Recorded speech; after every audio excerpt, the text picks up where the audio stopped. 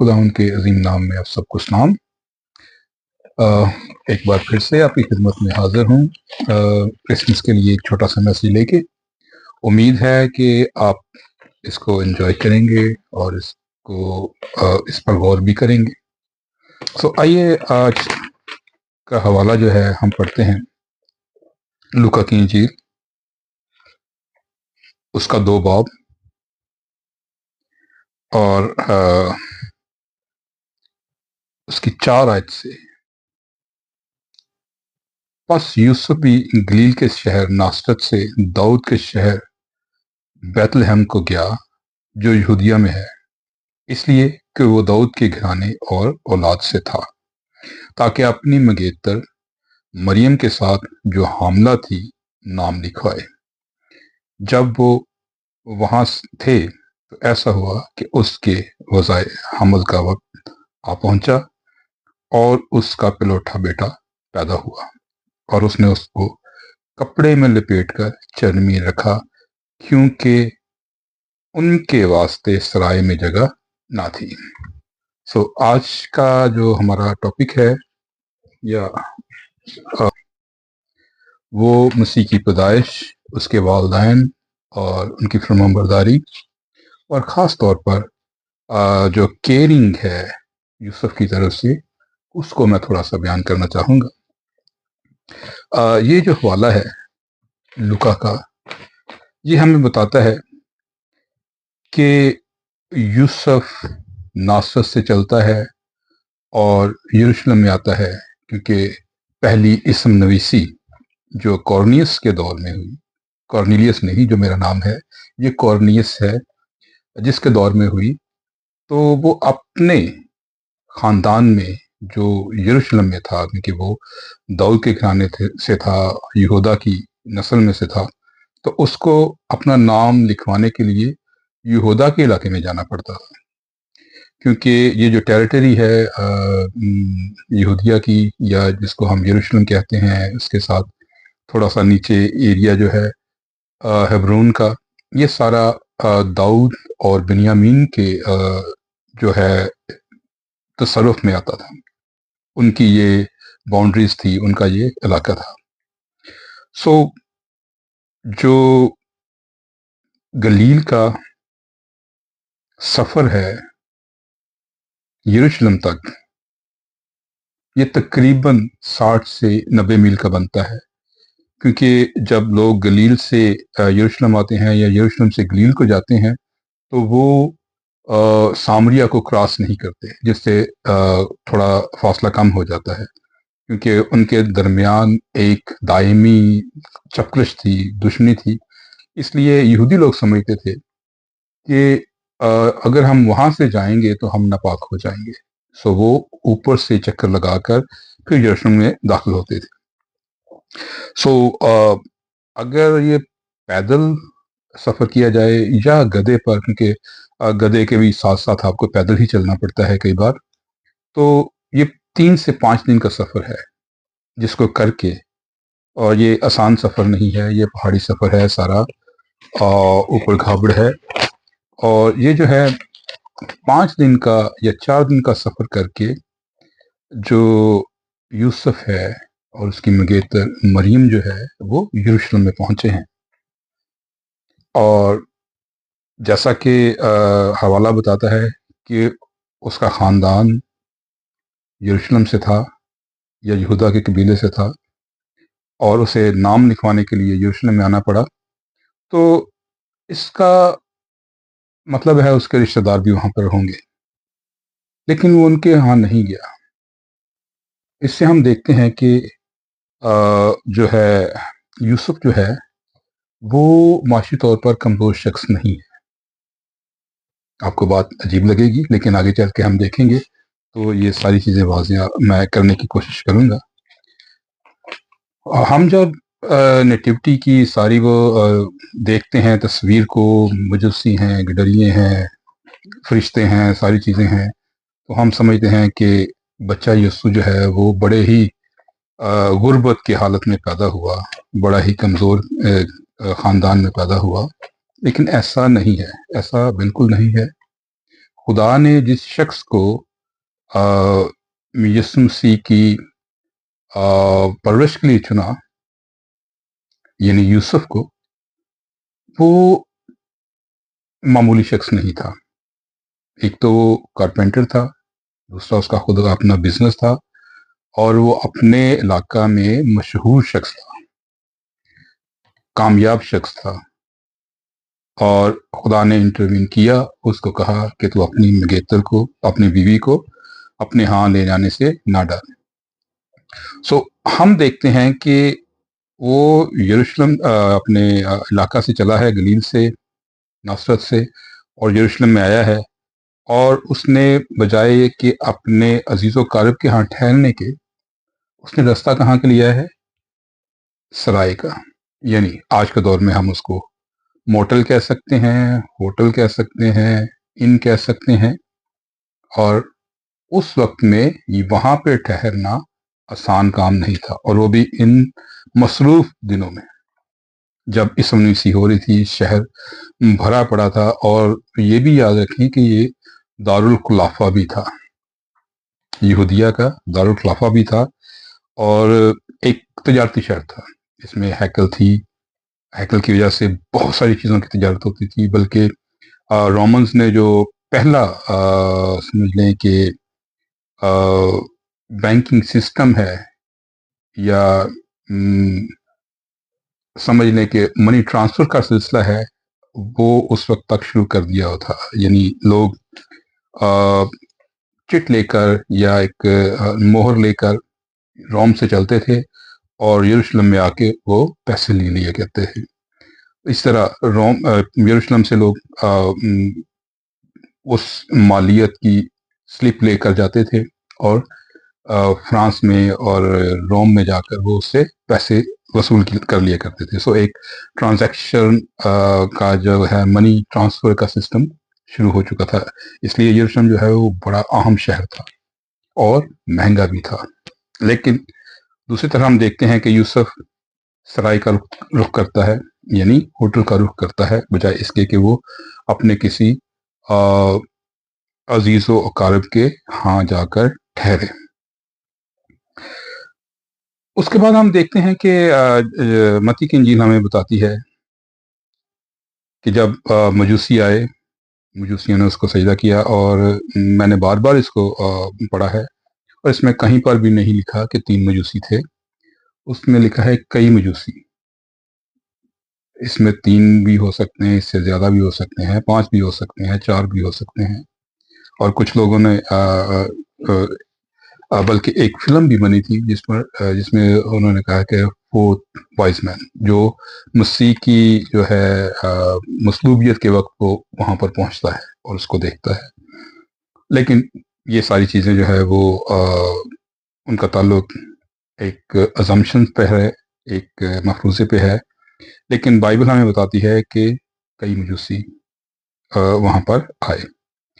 سو وہاں پر جب مجوسی آئے، متی کی انجیل میں جب ہم دیکھیں دوسرے باب میں سارے واقعہ کو، تو اس سے ایک صورتحال کریٹ ہوئی. بادشاہ کو اپنی جان کے لالے پڑ گئے کہ یہ دوسرا بادشاہ کہاں سے پیدا ہو گیا. اور اس نے مجوسیوں سے کہا کہ اگر تم اسے ڈھونڈ لو یا اسے پاؤ تو ایسا کرنا کہ مجھے بھی آ کے بتانا، تاکہ میں بھی اس کو سجدہ کر سکوں، اس کی پرستش کر سکوں. لیکن مجوسیوں نے جب رستے میں تھے تو وہ ساری چیزوں کو دیکھا، اور خدا کے فرشتہ سے ہدایت پا کر وہ اس راہ سے نہیں واپس گئے. اور جو ہے مسیح کی پیدائش کے بعد جو کہ ہمیں نظر آتی ہے لوکا کی انجیل میں، تو اس کے بعد ہمیں یہ کہیں پر نہیں ملتا کہ وہ وہیں پر ٹھہرے رہے، وہ سرائے میں ٹھہرے رہے. مائٹ بھی دوسرے دن تیسرے دن وہ اٹھے اور اس کو لے کر گلیل میں چلے گئے. اور جو ہے لیکن پھر ہم دیکھتے ہیں کہ مجوسیوں کا واقعہ ہوتا ہے، اور ہیرودس کو اس چیز کی خبر ہوتی ہے، اور وہ جو ہے بچوں کو مروانے کا حکم دے دیتا ہے. اور یہ واقعہ تقریباً 4 BC से पहले का है, बाद का नहीं है। जो रिकॉर्ड हम देखते हैं, जो तारीख हम देखते हैं, क्योंकि 4 BC को जो है वो हेरोदिस द ग्रेट जो है वो मर गया था, जिसने जो है वो बच्चों को मरवाने का हुक्म दिया था, और इसीलिए उसने 2 से 2.5 साल तक के बच्चों को मरवा दिया था, ताकि अगर मसीह की उम्र उस वक्त तक 2 साल भी है या 2.5 साल भी है तो वो इस नरगे में आ जाए, इस हमले में फना हो जाए। लेकिन ऐसा नहीं हुआ। फरिश्ता ने यूसुफ को दोबारा दिखाई देकर उसको हुक्म दिया कि बच्चे को लेकर मिस्र में चला जा, मिस्र को भाग जा। और यही हम देखते हैं कि यूसुफ इस बात को मानता है और यूसुफ बच्चे को लेता है और उसकी माँ को लेता है और मिस्र को चला जाता है, और वहीं पर रहता है जब तक फरिश्ता उसको दोबारा जो है वो हुक्म नहीं देता। और ये भी काफ़ी अजम्पशन पर है कि वो वहाँ पर कितनी देर रहे।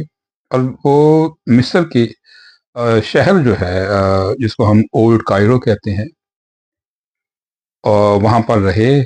और उस जगह का नाम अगर आप रिसर्च करेंगे, मैंने भी ऐसे ही किया, मैंने उसको सर्च किया, और उसका नाम है अबू सराजा या सारजा, ये नाम है उस जगह का जहाँ पर वो रहे। और वहाँ पर एक ट्री है जिसको द ट्री ऑफ मैरी भी कहते हैं, जो इस यादगार को या निशानदही के तौर पर वहाँ पर मौजूद है।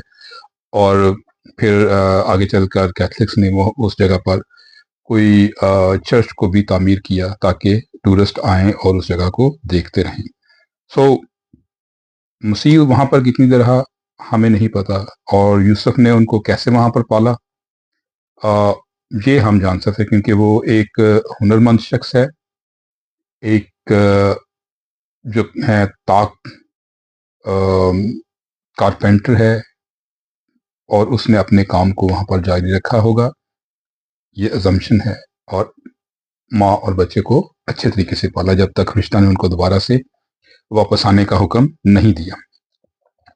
कहते हैं यानी लोग कहते हैं कि गलील का जो फर्नीचर है वो आज भी बड़ा मशहूर है पूरी दुनिया में, क्योंकि वहाँ पर एक बहुत ही जो कहते हैं उत्तम कारपेंटर पैदा हुआ जिसका नाम था यीशु मसीह, और उसने अपनी ज़िंदगी के कई साल वहाँ पर गुजारे। और यानी जब हम देखते हैं कि अपनी खिदमत को शुरू करने से पहले तक वो वहीं पर मौजूद था, और उसने अपनी खिदमत का आगाज़ भी वहीं से किया, गलील की झील से ही किया, उसी इलाका से किया, उन्हीं लोगों से किया। और मिस्र से वापस आने के बाद भी हम देखते हैं कि वो 12 साल की उम्र में फिर दोबारा से यरूशलेम में नमूदार होता है।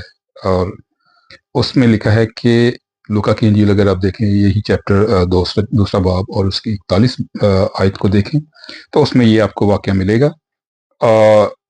और वो ईद पे था, और कौन सी ईद पे था? ईद फसा पे था। और उसके बारे में लिखा है कि उसके माँ और बाप हर साल उस ईद को मनाने जाया करते थे। और अगर आप मुतालिया करें उस वक्त के दौर का, तो आम शख्स कोई भी जो है, गरीब शख्स जो है, वो यरूशलेम में हर साल ईद मनाने के लिए नहीं जाया करता, बल्कि बहुत सारे लोग अपने हदिया जात उन लोगों के हाथ भेज देते थे जो पिलग्रिम करते थे, जो सफ़र करते थे, वहाँ पर जाते थे, और उस ईद के सारे वो लवाजमात को पूरा करते थे, कुर्बानी को चढ़ाते थे, हदिया को देते थे।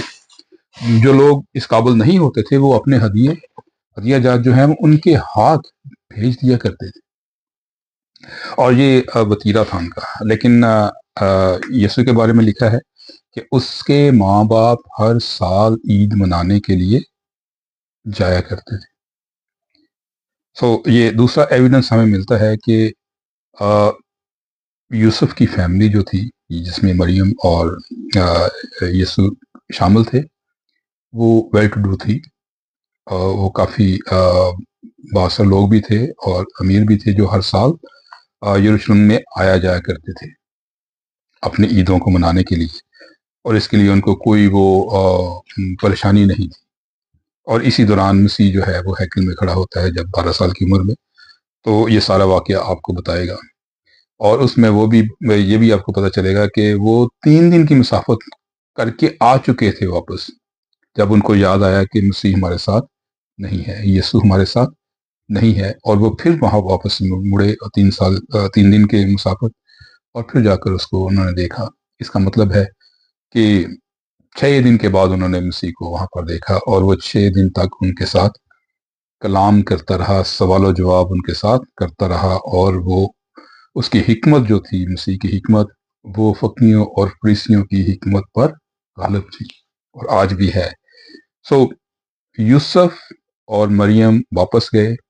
अब क्वाइट पॉसिबल, ये ऐन मुमकिन है, क्योंकि वो अच्छी फैमिली थी, यानी यूसुफ का कारोबार अच्छा था, और उसने गधे वगैरह रखेंगे, और उस दौर में ये कमोडिटी होती थी, जैसे आजकल लोग आ, कार रखते हैं, उस वक्त लोग गधे रखते थे सफर के लिए। या जो अच्छा, जो बादशाह के बेटे थे वो खच्चरों पर जो है वो सफर किया करते थे। ये कमोडिटी होती थी, ये एक सिंबल होता था कि ये शहजादे हैं। और बादशाह घोड़े पर सफर किया करते थे, और जो उनके एलची होते थे, सुलह कराने वाले लोग थे, वो गधे पर सफर किया करते थे।